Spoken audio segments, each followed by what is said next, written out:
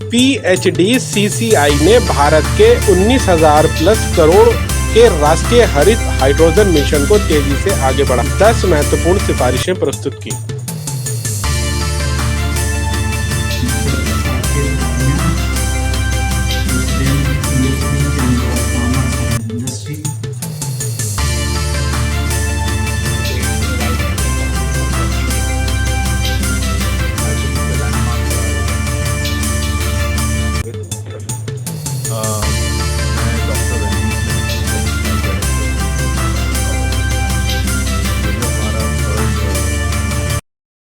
अस्सलामु अलैकुम, मैं ज़मीर अहमद अंसारी और आप देख रहे हैं जेड न्यूज़ फॉर यू। अर्ज़ यह है कि आपने अपने channel Z news for you को अभी तक सब्सक्राइब नहीं किया है तो सब्सक्राइब करें और साथ में दिए हुए बेल आइकन को भी दबाएं, जिससे हमारी आने वाली सभी वीडियोस के नोटिफिकेशन सबसे पहले आपको मिल सकें। नई दिल्ली 14 सितंबर 2023। PhD chamber of commerce and industries PHDCCI ने भारत सरकार को 10 महत्वपूर्ण सिफारिशें प्रस्तुत की हैं, जिसका उद्देश्य राष्ट्रीय हरित हाइड्रोजन मिशन में तेजी लाना, जो 19,744 करोड़ रुपए के आवंटित बजट के साथ एक अभूतपूर्व पहल है। PHDCCI की इन सिफारिशों का अनावरण आगामी तीसरे अंतर्राष्ट्रीय जलवायु शिखर सम्मेलन के मौके पर किया गया है, जो 14 और 15 सितंबर को नई दिल्ली में विज्ञान भवन में है। ये सिफारिशें अत्यधिक महत्वपूर्ण हैं क्योंकि ये पर्यावरण के अनुकूल और टिकाऊ ऊर्जा विकल्पों को पूरा दिल से अपनाने के भारत के ठोस प्रयासों में एक महत्वपूर्ण क्षण के दौरान उभरी है। 15 अगस्त 2021 को प्रधानमंत्री नरेंद्र मोदी द्वारा लॉन्च किए गए राष्ट्रीय हाइड्रोजन ऊर्जा मिशन का लक्ष्य भारत को ऊर्जा के क्षेत्र में स्वतंत्र बनाना और 2070 तक शुद्ध शून्य उत्सर्जन हासिल करना है। रणनीतिक हस्तक्षेप, पायलट परियोजनाओं और अनुसंधान एवं विकास के लिए 19,744 करोड़ रुपए आवंटित किए गए। प्रधानमंत्री नरेंद्र मोदी इस सतत विकास की दिशा में एक महत्वपूर्ण कदम और युवाओं के लिए निवेश के अवसरों के स्रोत के रूप में देखते हैं। PHDCCI द्वारा 10 सिफारिशें। पहली, बुनियादी ढांचे की सामंजस्यपूर्ण सूची में शामिल करना। बुनियादी ढांचे के सामंजस्यपूर्ण सूची में हरित हाइड्रोजन और हरित अमोनिया की मान्यता के लिए वकालत करना। हरित हाइड्रोजन अमोनिया के लिए शून्य GST हाइड्रोजन पारिस्थितिकी तंत्र में विकास को बढ़ावा देने के लिए हरित हाइड्रोजन और हरित अमोनिया के लिए शून्य वस्तु एवं सेवा कर GST दर का प्रस्ताव। तीसरा, इलेक्ट्रोलाइजर और उपकरणों के लिए शून्य मूल सीमा शुल्क। हरित हाइड्रोजन उत्पादन, पर्यावरण और भंडारण के लिए आवश्यक आयातित इलेक्ट्रोलाइजर और संबंधित उपकरणों पर बुनियादी सीमा शुल्क माफ करने का सुझाव दें। इस लाभ को 2023 तक बढ़ाएं। चौथा, कर लाभ का विस्तार। धारा 115 BHB 31 दिसंबर 2030 तक हरित हाइड्रोजन, हरित अमोनिया उत्पादन और इलेक्ट्रोलाइजर निर्माण के लिए धारा 115 BAB के तहत कर लाभ के विस्तार की सिफारिश करें। पांचवा, ग्रीन हाइड्रोजन डायरेक्टिव्स की मान्यता। ग्रीन हाइड्रोजन डायरेक्टिव्स की मान्यता। कार्बन क्रेडिट के व्यापार के लिए पात्र गतिविधियों की सूची में मेथनॉल और टिकाऊ विमानन ईंधन SAF जैसे ग्रीन हाइड्रोजन डायरेक्टिव्स के शामिल करने की वकालत। छठा, SEZ नियमों में संशोधन। हरित हाइड्रोजन और हरित अमोनिया उत्पादन को सुविधाजनक बनाने और उद्योग की लागत को कम करने और वैश्विक प्रतिस्पर्धात्मक बढ़ाने के लिए विशेष आर्थिक क्षेत्र SEZ नियमों में संशोधन का सुझाव दें। सातवां, RE संयंत्रों के लिए XEZ नियमों में छूट। हरित हाइड्रोजन या हरित अमोनिया इकाइयों की बिजली की आपूर्ति करने वाले नवीनीकरण ऊर्जा संयंत्र का समर्थन करने के लिए XEZ नियमों में छूट का प्रस्ताव। 8, परियोजना विकास और निर्यात के लिए सुविधा। हरित हाइड्रोजन परियोजनाओं में साझा उपयोग के लिए त्वरित भूमि आवंटन, आसान नीलामी प्रक्रिया, वार्षिक किस्तों में भुगतान और बुनियादी ढांचे के विकास की सिफारिश करें। नवा, बिजली बिक्री के लिए अतिरिक्त शुल्क को वापस लेना। विशिष्ट राज्य में सौर परियोजनाओं में बिजली बेचने के लिए अतिरिक्त शुल्क को वापस लेने को प्रोत्साहित करना। हरित हाइड्रोजन उत्पादन के लिए नवीनीकरण ऊर्जा परियोजना विकास को बढ़ावा देना। 10वां, क्षमता निर्माण और परीक्षण सुविधा। अंतर्राष्ट्रीय मानकों के अनुरूप इलेक्ट्रोलाइजर और भंडारण टैंकों के लिए परीक्षण बेंच के साथ साथ प्रशिक्षण और क्षमता निवारण प्रदान करने के लिए हाइड्रोजन के लिए उत्कृष्टता केंद्र। COE की स्थापना सुझाव दें। जब भारत ने G20 की अध्यक्षता संभाली तो उसने वासुदेव कुटुंब कम का नारा दिया, जिसका अर्थ था कि दुनिया एक परिवार है। हमारा ग्रह अप्रिय जलवायु परिस्थितियों का सामना कर रहा है। हमें इसके लिए सामूहिक रूप से और तेजी से कार्य करना चाहिए और सचेत और रचनात्मक कदम उठाने चाहिए। भारत के पूर्व राष्ट्रपति श्री रामनाथ कोविंद ने कहा, चूंकि हम भारत के राष्ट्रीय हरित हाइड्रोजन मिशन में तेजी लाने की वकालत करते हैं, हम हमारे देश के ऊर्जा भविष्य को आकार देने में इसकी महत्वपूर्ण भूमिका को पहचानते हैं। PHDCCI द्वारा दी गई 10 महत्वपूर्ण सिफारिशें टिकाऊ और पर्यावरण अनुकूल ऊर्जा संसाधनों को आगे बढ़ाने की हमारी प्रतिबद्धता के अनुरूप है। राष्ट्रीय हरित हाइड्रोजन के उद्देश्य इन सिफारिशों के साथ न केवल कार्बन उत्सर्जन को कम करने बल्कि आर्थिक विकास और नवाचार को प्रोत्साहन करने का वादा करते हैं। PHDCCI हरित हाइड्रोजन क्रांति लाने के लिए सरकार, उद्योग, हितधारकों और नागरिक समाज के साथ सहयोग करने के लिए समर्पित है। ये आने वाली पीढ़ियों के लिए हमारे ऊर्जा परिदृश्य को परिभाषित करेगा। PHDCCI के अध्यक्ष श्री साकेत डालमिया ने कहा, जैसा कि हम भारत के राष्ट्रीय हरित हाइड्रोजन मिशन पर आगे बढ़ रहे हैं, रणनीतिक हस्तक्षेप और ग्रीन हाइड्रोजन हब के विकास पर जोर देना अनिवार्य है। Green hydrogen transition program SIGHT के लिए रणनीतिक हस्तक्षेप एक महत्वपूर्ण कदम है, क्योंकि यह न केवल इलेक्ट्रोलाइजर के घरेलू विनिर्माण का समर्थन करता है बल्कि हमारे देश में हरित हाइड्रोजन के उत्पादन को भी सुविधाजनक बनाता है। इसके अतिरिक्त बड़े पैमाने पर हाइड्रोजन उत्पादन और उपयोग की क्षमता वाले राज्यों और क्षेत्र में ग्रीन हाइड्रोजन हब की पहचान और विकास हमारे मिशन की सफलता के लिए महत्वपूर्ण है। ये पहल नहीं होगी। पर्यावरण और जलवायु परिवर्तन समिति के अध्यक्ष डॉक्टर जीवन प्रकाश गुप्ता ने कहा, न केवल हरित हाइड्रोजन क्षेत्र के विकास को बढ़ावा देता है बल्कि भारत और टिकाऊ ऊर्जा समाधानों में एक वैश्विक नेता के रूप में स्थापित करता है, जो हरित और आर्थिक आत्मनिर्भर भविष्य में योगदान देता है। PHDCCI जलवायु परिवर्तन में निपटने में एक बहुत ही महत्वपूर्ण कदम है और ग्रीन स्टेट अपनी विशेषज्ञता और अनुभव को योगदान देने और साझा करने में बहुत खुश है। आवश्यक ज्ञान को कुशल तरीके से लागू करने के लिए अंतर्राष्ट्रीय स्तर पर सहयोग करना भारत के लिए महत्वपूर्ण है। Green state hydrogen India private limited की अध्यक्षता श्री टरल एच पेडरसन ने कहा। श्री नोबुओ तनाका अध्यक्ष नवाचार की संचालन समिति, कुल अर्थ फॉर्म ICS कार्यकारी निर्देशक, एमिरेट्स अंतर्राष्ट्रीय ऊर्जा एजेंसी IEA CEO तनका ग्लोबल इंक टोक्यो जापान इस बात पर प्रकाश डालते हैं कि एक वैश्विक जलवायु और ऊर्जा संगठन के तहत हैं और सभी देशों को ऊर्जा सुरक्षा पर ध्यान केंद्रित करने की आवश्यकता है और हरित हाइड्रोजन जलवायु परिवर्तन शमन के लिए प्रमुख प्रौद्योगिकियां हैं। तीसरे अंतर्राष्ट्रीय जलवायु शिखर सम्मेलन ICS के बारे में। तीसरा अंतर्राष्ट्रीय जलवायु शिखर सम्मेलन 14 और 15 सितंबर को नई दिल्ली के विज्ञान भवन में आयोजित एक मिश्रित कार्यक्रम भारत सरकार के प्रधान वैज्ञानिक सलाहकार के कार्यालय सहित विभिन्न राज्यों और संस्थाओं के साथ साझेदारी में PHDCCI के नेतृत्व में एक सहयोगात्मक प्रयास है। ये शिखर सम्मेलन हरित विकास के माध्यम से स्थिरता को आगे बढ़ाने पर केंद्रित है, जिसमें हरित हाइड्रोजन, जैव ईंधन और नवीकरणीय ऊर्जा पर विशेष जोर दिया गया है। इसका मुख्य मिशन आर्थिक विकास और पारिस्थितिकी संरक्षण के सामंजस्यपूर्ण सह अस्तित्व को बढ़ावा देते हुए जलवायु परिवर्तन को कम करने के इर्द गिर्द घूमता है। शिखर सम्मेलन का उद्घाटन सत्र मुख्य अतिथि माननीय पूर्व राष्ट्रपति श्री रामनाथ कोविंद के उद्घाटन भाषण के साथ शुरू हुआ। PHDCCI के अध्यक्ष श्री साकेत डालमिया स्वागत भाषण दिया और शिखर सम्मेलन के अध्यक्ष डॉक्टर JB गुप्ता शिखर सम्मेलन के संदर्भ का सिंहावलोकन प्रदान किया। भारत के माननीय सड़क परिवहन और राज्य मंत्री श्री नितिन गडकरी मुख्य अतिथि के रूप में शिखर सम्मेलन की शोभा बढ़ाई। प्रतिष्ठित वक्ताओं में श्री अमिताभ कांत G20 शेरपा भारत सरकार और जितेंद्र सिंह विज्ञान और प्रौद्योगिकी राज्य मंत्री भारत सरकार अन्य शामिल हुए। उपस्थित लोगों को भारत सरकार के प्रधान वैज्ञानिक सलाहकार मंथन की वीडियो प्रस्तुति देखने का अवसर मिला। PHDCCI के बारे में। PHD chamber of commerce and industry PHDCCI पिछले 118 वर्ष से भारतीय उद्योग, व्यापार और उद्यमिता को बढ़ावा देने के लिए उत्प्रेरक के रूप में काम कर रहा है।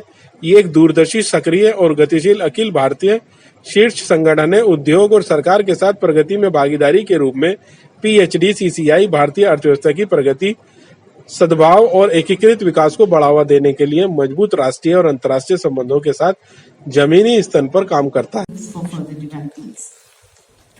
This knowledge book, in fact, is an encyclopedia for research students and the captains of the industry. Other areas in the book deals with the change in lifestyle for environment and about circular economy. How ancient wisdom is feeding the contemporary wisdom is also a key to read in this book. And the very importance of peace and the devastating impacts of wars on environment have also been dealt for the first time in this book, which has been authored by Dr. J.P. Gupta, the chair of the summit.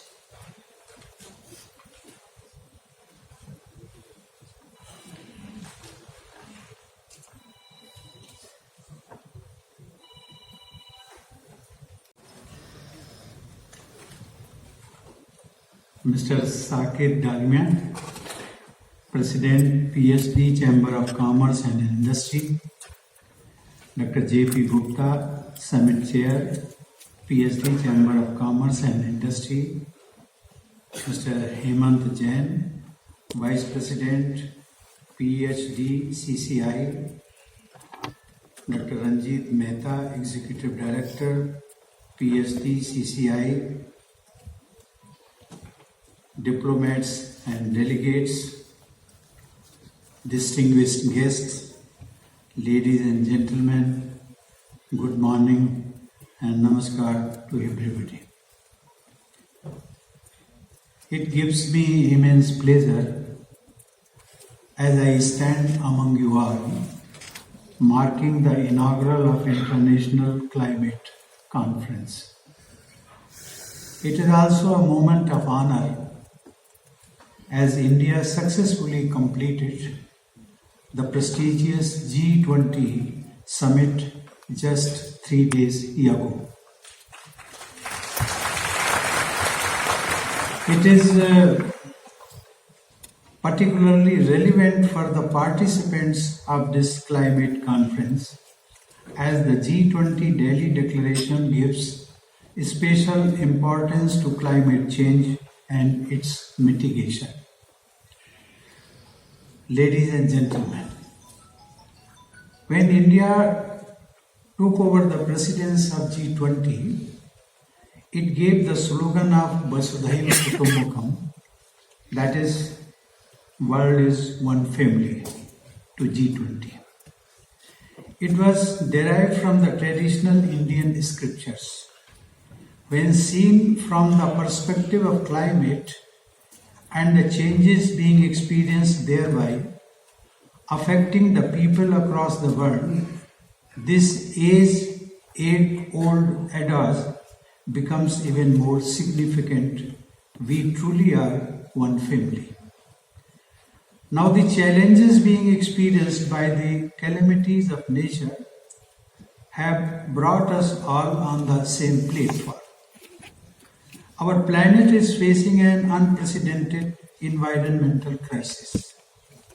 Rising temperatures, melting glaciers, extreme weather events, and the loss of biodiversity threaten the very fabric of life on Earth.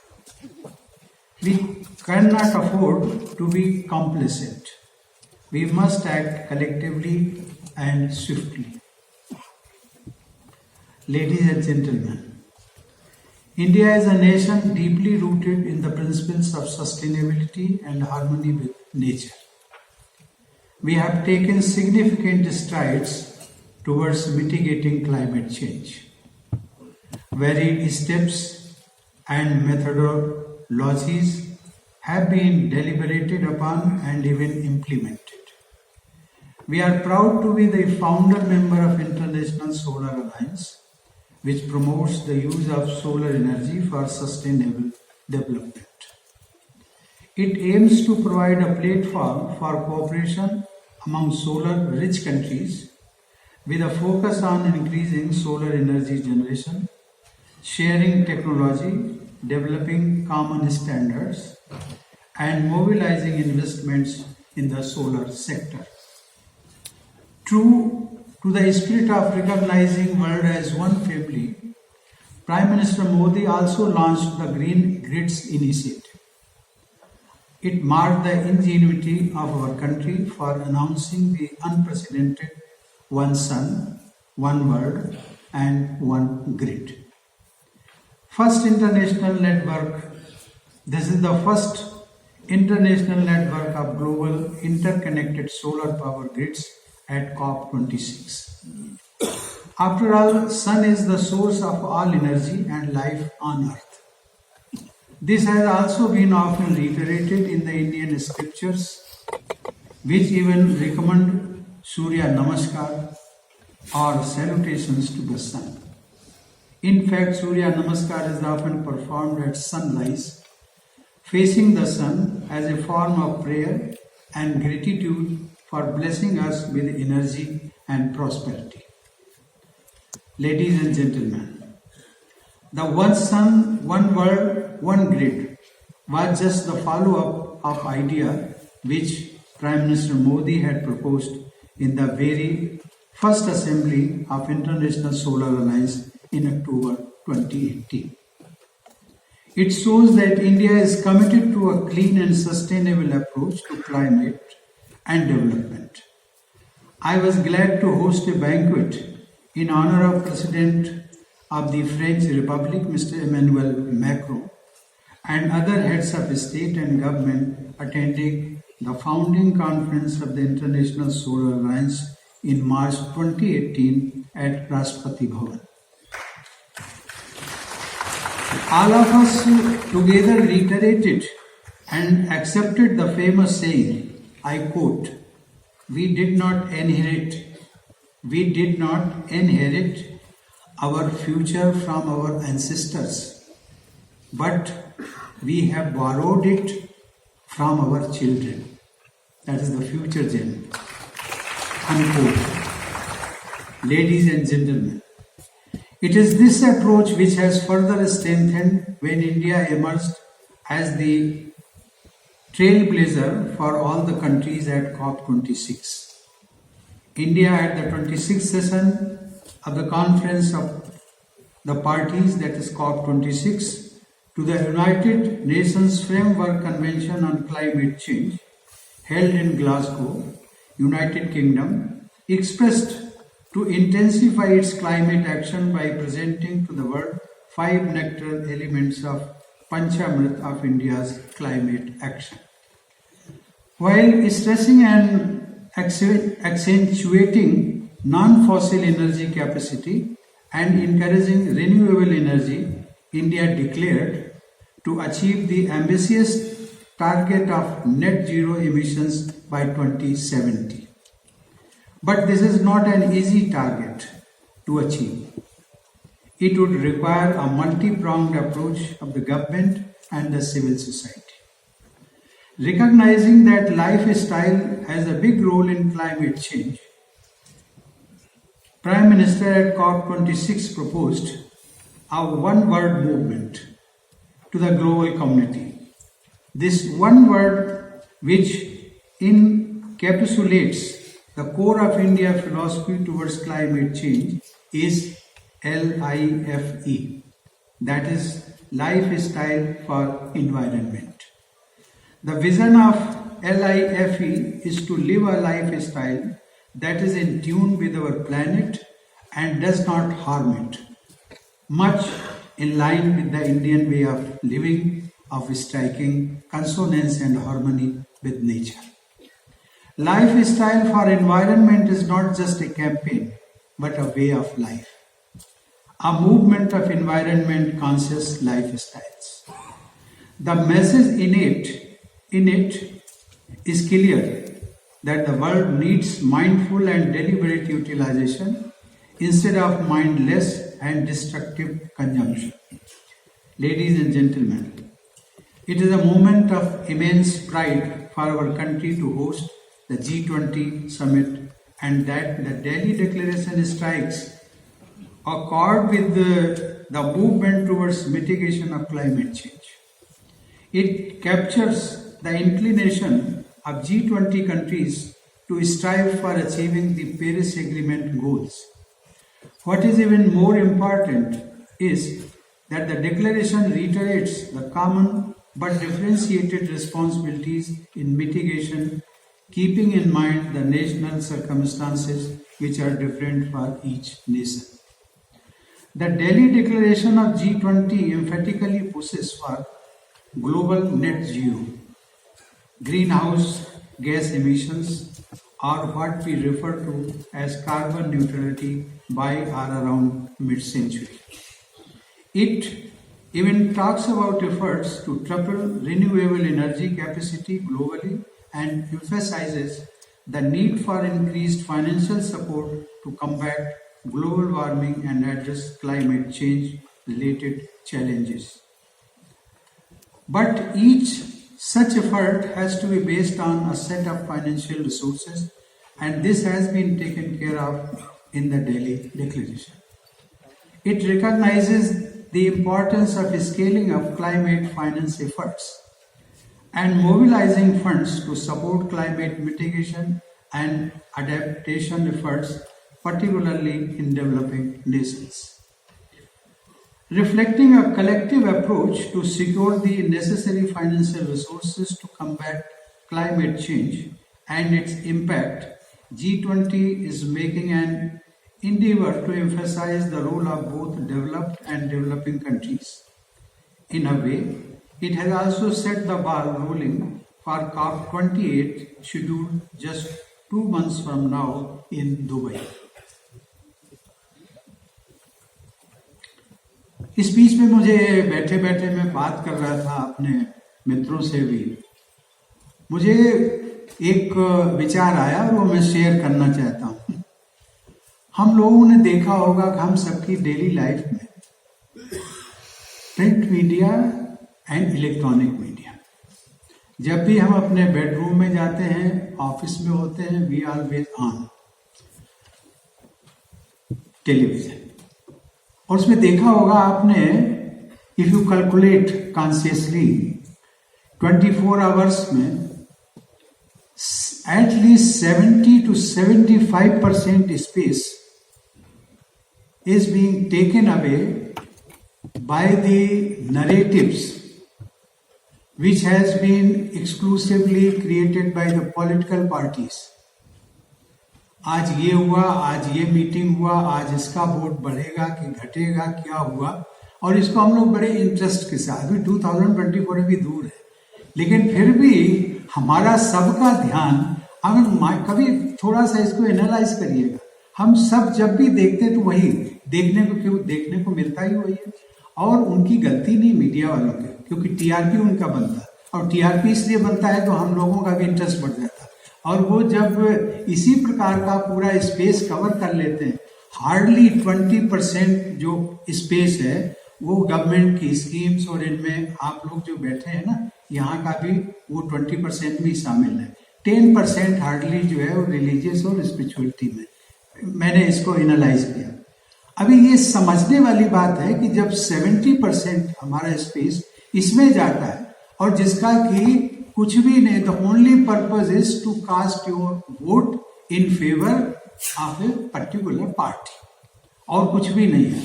आप अभी से मन बना रहे, कोई जरूरी नहीं है वो मन आपका बना रहेगा तब तक 24 आते आते। लेकिन इधर मैंने देखा कि ये जो कहीं ना कहीं इसमें हम लोग भी, इनफैक्ट जब ये हम क्लाइमेट चेंज की बात कर रहे हैं, क्यों इसको मैंने डालमिया जी से कहा कि we have to make it as a movement, people's movement. लोगों को अगर ये हम समझा सकें, it is our responsibility, we have to make them understand. कि अभी जैसे हम श्री श्री रविशंकर जी को मैं सुन रहा था, उन्होंने बहुत अच्छी बात कही। उन्होंने कहा भी योगा क्यों आपकी हर किसी की लाइफ का, क्योंकि आता है, लेकिन अभी नई नेक्स्ट जेन जो है वो बहुत ज्यादा उससे अटैच नहीं है। लेकिन अभी अगर इसको हम कहीं उस फ्रेमवर्क में, रिलीजन और स्पिरिचुअलिटी के फ्रेमवर्क में अगर क्लाइमेट चेंज को भी डाल सकें, तो मुझे लगता है इस पर कुछ हमारा रिसर्च भी होना चाहिए। This is my suggestion. अभी आप देखेंगे, अगर यहाँ पर किसी पॉलिटिकल लीडर्स, एक एग्जाम्पल मैं दे रहा हूँ, इनकी गलती नहीं है, पॉलिटिकल लीडर्स का अगर यहाँ पर कोई डेलीबरेशन होता तो यहाँ पर मीडिया बहुत होता, आपकी बात सुनने के लिए नहीं है क्योंकि उनका इंटरेस्ट नहीं, उनका टीआरपी नहीं बढ़ेगा। गलती उनकी नहीं है, आपकी भी गलती नहीं, हमारी भी गलती नहीं, लेकिन but we have to make them understand कि पीपल ओरिएंटेड, पीपल कॉन्शियस, अगर हम ये पीपल वेरिएटेड, पीपल सेंट्रिक अगर इसको हम बना देंगे तो मुझे लगता है we will march quickly. Dear friends, I am reminded of a famous quote in Sanskrit which says, Prakriti Rakshati Rakshita. This Sanskrit quote means nature protects those who protect it. It emphasizes the importance of conserving and caring for the environment. I sincerely hope that the world will now treat a path towards preserving and protecting our Mother Earth. I am confident that ICS 2023 will focus on such issues of importance. The challenges confronting this sector are many, but I am confident that our scientists, policymakers and leadership have over the years acquired the maturity and vision to surmount these challenges. I call upon you to pursue the application of advanced and innovative but affordable technologies adapted to our specific conditions. I hope that the deliberations of this summit contribute towards building a cleaner and green planet. This can only be achieved by joining our hands and build our own one future and the future of generations to come. Lastly, I wish the edition of International Climate Summit all success. With these words, I declare third ICS 2023 open. Thank you, Jai Hind. Thank you very much, Honorable Comrade Professor, once again being a beacon of leadership and motivating everyone towards renewed and collaborative efforts to be one with nature and shift to more mindful and deliberate utilization. और जैसे कि आपने कहा कि हम शोर पर ज़्यादा ध्यान देते हैं और ना कि अंतरात्मा की शांति की तरफ. Giving a clarion call to everyone to understand the deep connect which is there between the United States. In Europe, the European Commission has launched a Green New Deal for Europe to move all the finances into a green direction. And China, we have to admit, China is now between 60 and 80% of all green technologies on this planet in one nation. Between 60 and 80% solar or wind or hydropower, electric cars, electric batteries or high-speed rail in China. But of course, when India, Europe, United States and China are moving in the same direction, it becomes an enormously powerful move, and you can take an enormous pride in Bharat for being in the leadership of these great developments in the world. Hydrogen is an important part of this. And hydrogen is enormously promising as a fuel for industries like fertilizer and steel, for heavy shipping, big trucks, trains, and maybe for aviation. It will not replace electricity for normal cars, but in all these sectors is important. Hydrogen is facing two main challenges which we need to overcome. First, to make green hydrogen, we need massive renewable power. But that is happening. Gujarat and Tamil Nadu have huge plans for offshore wind. States like Madhya Pradesh and Rajasthan have huge, and many others have huge plans for solar. But of course, India needs to ramp up solar and wind and hydrogen and maybe nuclear to make the energy available for the hydrogen revolution. And secondly, we need to fix the finance conundrum. Because why will I finance a major hydrogen plant if I don't know that they are operating in the other end and buy the product later? But if I'm the off-taker, how can I start developing the infrastructure unless I'm sure that the production will happen?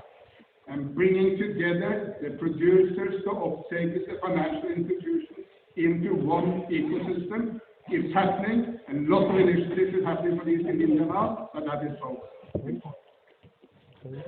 Finally, if I wish to be inspired for the environment, I really like to look into the old Indians. Because with 3,000-4,000 years ago, India created an entire philosophy centered on nature.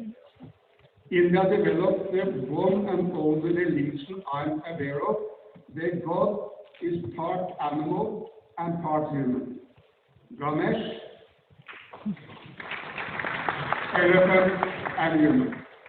Hanuman, monkey and human. And the entire philosophy of the old Indians was so nature-centered, they didn't see humans and nature separate, but they saw the humans as part of nature.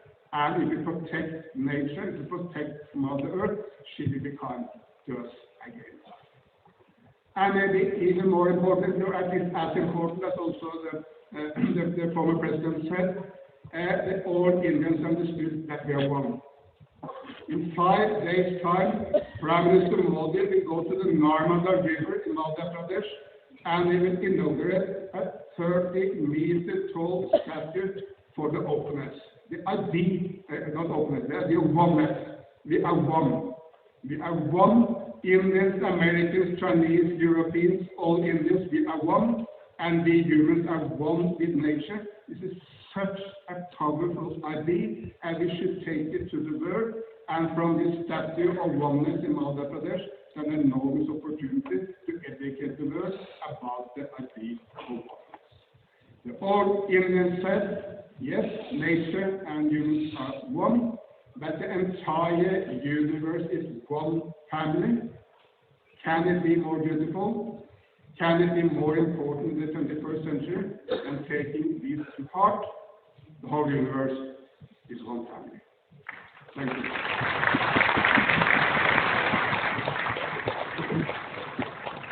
Thank you very much, for your very keen observation on India. Prime Minister, India is walking the talk. India is leading by example on one earth, one family, one future for all. Thank you very much. It actually makes us, we are already feeling very proud with the success of India's G20 presidency and the message and the views when it comes from all of you. It makes us feel also more proud and confident. Thank you. I now request Mr. Navur Tanaka, the Chair of the Steering Committee of Innovation for Cool Earth Forum. He's also the Executive Director Emeritus, International Energy Agency, and the CEO of Tanaka Global, Tokyo, Japan. Thank you. Thank you very much. Dr. J.S. Sharma, honorable speakers and fellow panelists, distinguished guests, and ladies and gentlemen. Thank you for inviting me to the International Climate Summit 2023. I am Nobuo Tanaka, introduced former Executive Director of the International Energy Agency, IEA, and currently the Chairman of the Steering Committee of Innovation for Cool Earth Forum, ICED, in Japan. Please click. Move the slide, please. Yes, and click 3 more. Yep.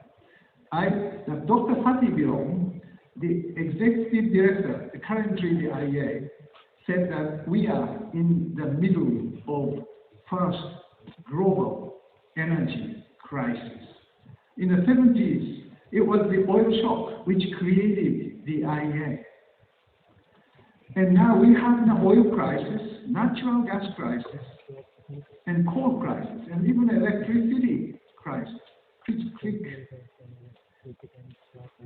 One more, and one more. And another one, yes, IA was created for the energy security for petroleum by strategic stockpile release. We did already 5 times. But now it's a total energy crisis, as Fatih said. All prices of energy are skyrocketing, and energy security is a priority for many governments, if not all. Another click, please. But IEA surprised all of us 2 years ago by triggering the first IEA shock to oil and gas producers, saying that all the oil and gas groups must stop new exploration projects in 2021 if net zero by 2050 should happen. Net zero by 2050 tells us if the world should achieve carbon neutral by 2050, the peak demand of oil could have happened already in 2019, and for natural gas, it could happen by the middle of 2020s, as indicated in the chart. Click, please.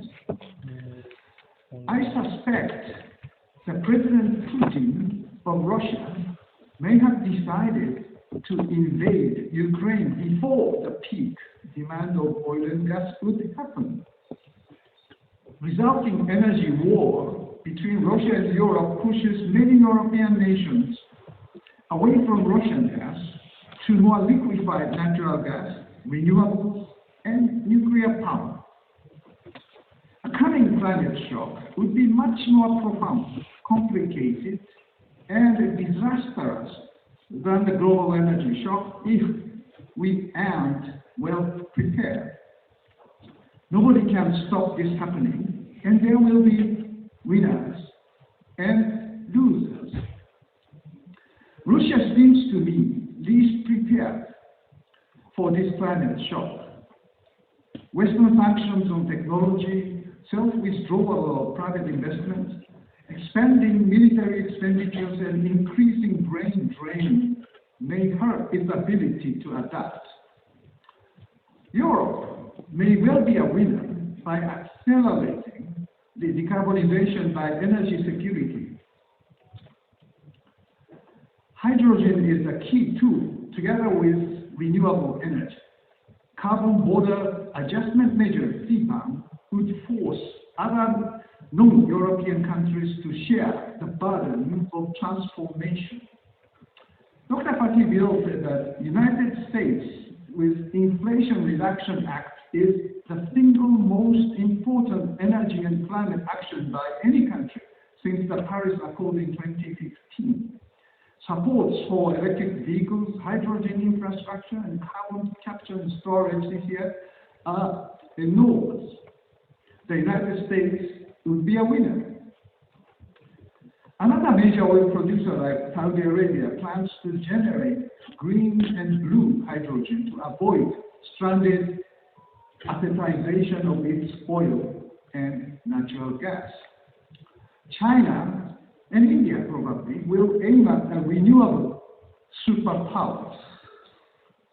IEA concerns a clean technology supply chain is concentrating to the limited countries. China is controlling major parts of processing and production of batteries, EV, solar cells, and electrolyzers. This red part shows. Another winner is a company like Apple, who plans to decarbonize its whole supply chain by 2030. More than 200 suppliers of Apple, including Sony and other Japanese companies, agreed to become renewable energy 100% by 2030 to continue to stay in the supply chain. Their target year is much earlier than governments. The current green transformation is driven by the demand side, such as megatech firms like Apple, Microsoft, GAFA, as well as automobile companies. This chart shows import dependency of oil and gas for countries. The blue segment means importer of both oil and gas. India, China, Europe, Japan, Korea are there. Japan and Korea are especially vulnerable because of importing 100% of oil and gas now and in the future. How can Japan and Korea become winners? How do India?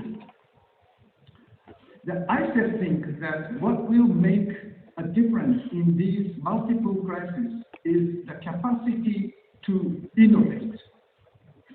Not only innovation in technologies, but also in public attitudes or lifestyle and government policies. Policy making shall adapt innovation. Fatih Birol said that we are in the age of green industrial policies. The US Inflation Reduction Act and EU General Green Deal Industrial Plan are the examples. I strongly believe that clean hydrogen and advanced nuclear power are the key. Today, I only focus on the clean hydrogen.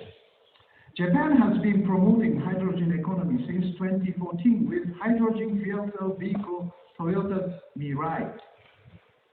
But it was not so successful because the focus is only limited to transportation sector. We need green transformation in all industrial sectors. Japan established Green Innovation Fund of 2 trillion yen in 2020 to support research and development aiming at carbon neutrality by 2050. Hydrogen-related projects share the major part of it. Many projects concerning the clean hydrogen supply chain are chosen. For example, clean ammonia supply chain, advanced electrolyzers, liquid hydrogen transportation, direct reduction, ion making, and so on. But this is not enough. Renewable energy cost is dropping, but cost of clean hydrogen should be reduced substantially to reach net zero by 2050. We need both green and blue hydrogen. Government should establish global standards and regulations for clean hydrogen defined by objective carbon emission intensity.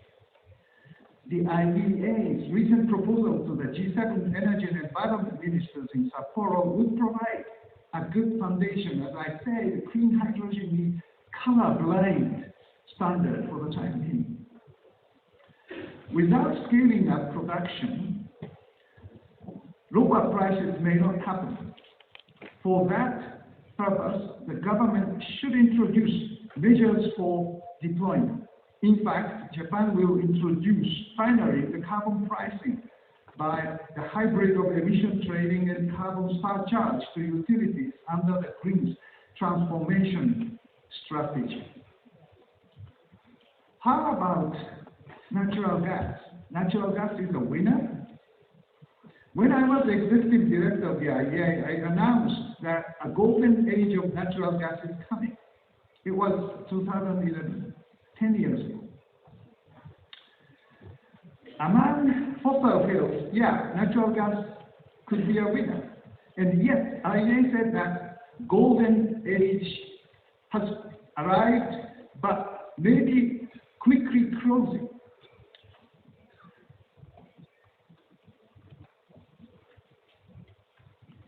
Yes, the demand for natural gas will decline in the developed economies while increasing in developing economies. LNG, but liquid natural gas may continue to enjoy a golden age for some decades, but not forever, as peak fossil fuel demand is coming this decade. This is the first time ever the IEA said fossil fuel demand peak is coming very soon. We now observe the boost of hydrogen projects and after Russian invasion of Ukraine, the Inflation Reduction Act of the US and rich tax credit for CCS is creating a blue hydrogen boom in the United States. Japan introduced liquid natural gas supply chain 50 years ago. Now Japan is leading establishing supply chain for clean hydrogen by 3 technologies of transportation and storage, namely liquefied hydrogen, MCH, and ammonia. A golden age of hydrogen is around the corner. Thanks to the JERA's plan of co-firing clean ammonia in the coal thermal power plant, there are high expectations of rising demand for clean ammonia. Ammonia may play a leading role for establishing a hydrogen supply chain for Asian users and suppliers in other parts of the world.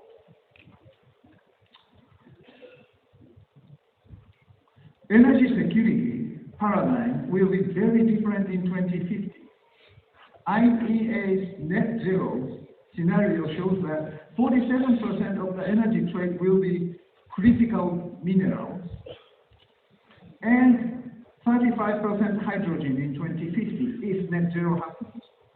How to secure the supply of lithium, cobalt, or copper is already a major concern of G7 countries. MCH may replace the strategic stockpile of petroleum and hydrogen strategic stockpile in that situation. Green competitiveness is a key consideration for industrial strategies for many governments.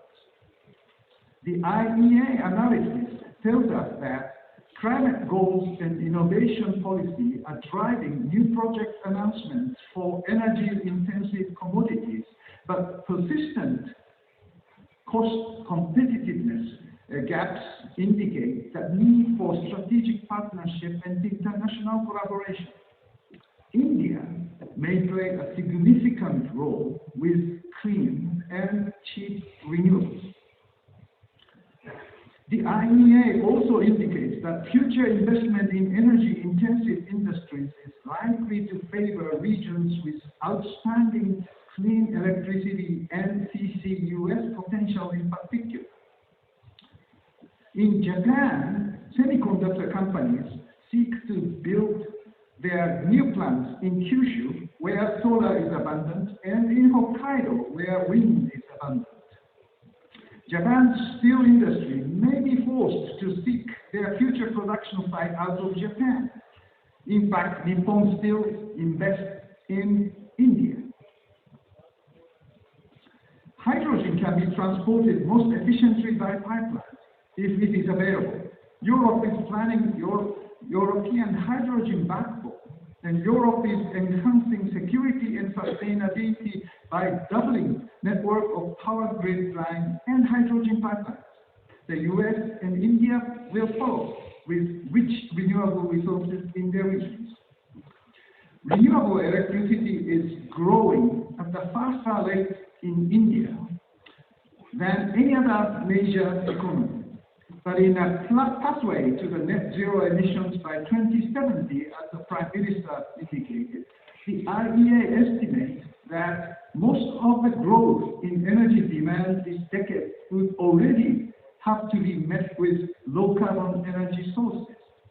India has a huge potential of green hydrogen generated by cheap solar power and distributed through pipelines. Government policies should aim at building the supply chain of hydrogen and making India a hub of green hydrogen in the region. Can oil and gas companies be winners? The IEA proposes 5 key levers for oil and gas companies to keep out 1.5 degrees climate target alive. Hydrogen and CCS will play important roles there. Particularly says around $600 billion spending is required this decade to achieve a cut in oil and gas emissions. But this is only a fraction of the record windfall income in 2022. COP28 is a moment of truth. If the oil and gas industry want to be taken seriously in the climate discussions, it has to clean up its act. Quote. ICEF also concludes that it becomes crystal clear that this decade up to 2030 is critical. This year, ICEF will celebrate its 10th anniversary. ICEF was created by the former Prime Minister Shinzo Abe in 2014, and one of the early achievements of ICEF was contribution to the Paris Agreement negotiation in 2015, should be remarkably noted by including the issue of innovations in Paris Agreement. Last year, ICEF 2022 concluded that in the time of geopolitical crises, it becomes crystal clear that this decade up to 2030 is critical in order to deliver carbon neutrality by mid-century, and that we need to accelerate innovation and deployment. Lastly, this year's ICEF will focus on innovation for just, secure, and sustainable global green transformation. ICEF 2023 will be held in a hybrid format on October 4th and 5th as an initiative of Tokyo GX Week. The global collaboration is essential to achieve this 1.5 degrees Celsius target, responding to the global community's desire for the net zero world. All of you here are most welcome to the ICEF 2023, and I thank you very much for your attention to my remarks. Thank you very much. Thank you, Mr. Bhawan. Can you speak about the conference today? Why is it so important for India? I think it's a landmark event with COP26, with carbon neutrality as a target for 2070 by our Honorable Prime Minister. One thing is for certain, that we are moving towards climate mitigation. We kept this summit purposely after G20 because we wanted to understand what's the direction ahead. And I'm so happy to share with more than 1 lakh participants here in the hybrid mode, with 400 people coming from Nordic countries, from Japan, and all such countries who are here with technology and leadership in their ideas already, and in the businesses they are in, they are already doing this. So this kind of sharing which is coming on the platform is going to be a game changer for India, I think it's a landmark event today, this event of India Climate Summit. It's our third initiative, and I think on the backdrop of G20 Delhi Declaration, with COP26 and 2070 neutrality promised by the Honorable Prime Minister Shri Modi ji, one thing is for sure, that our industry, our businesses, our environment is moving towards climate mitigation. The question remains that what should we do as an Indian industry, what should we do as a nation, and what should we do as a citizen? I think this morning the former President Shri Bhawan ji invited our common citizens to be a part of this initiative. And more so, we have our friends from Japan, from Nordic countries, especially Norway, to impart the technology of green hydrogen which they have already enabled. So we have people to handhold us, we have people to show us the next step, we have friends who want to invest in our economy. So I'm sure that with this momentum going, and with these kind of summits, awareness, onboarding, sharing, alignment, and matchmaking, especially when we have people like ONGC and all the important big PSUs here, including large industry here who are large consumers of energy, they are all prevalent here. They are all going to see alternates to save money and to save our planet. What is the future of clean energy in India? I think the future of civilization is based on our success in green energy.